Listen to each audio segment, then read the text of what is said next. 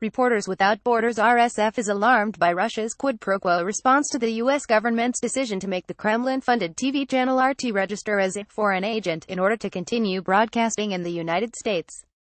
Just 2 days after RT had to register as a foreign agent in Washington, the Duma, the Russian parliament's lower house, yesterday hastily passed a law allowing the Russian authorities to declare any foreign media outlet to be a foreign agent.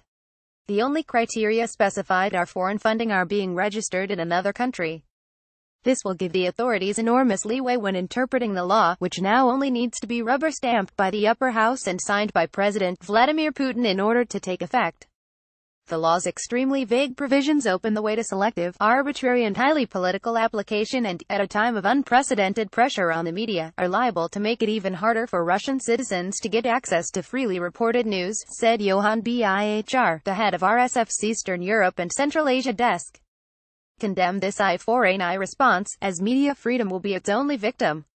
It is highly regrettable that the U.S. authorities started this. Combating propaganda is one of our era's imperatives, but it is not the job of governments to define what is legitimate journalism.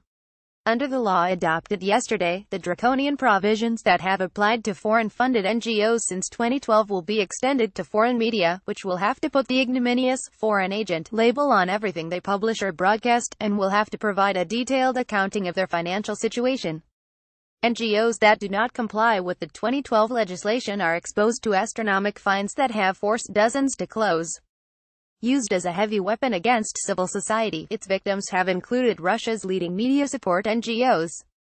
Nonetheless, the provisions that are about to be applied to foreign media outlets are even vaguer. Unlike those that apply to NGOs, they will not be conditioned on any political activity criteria.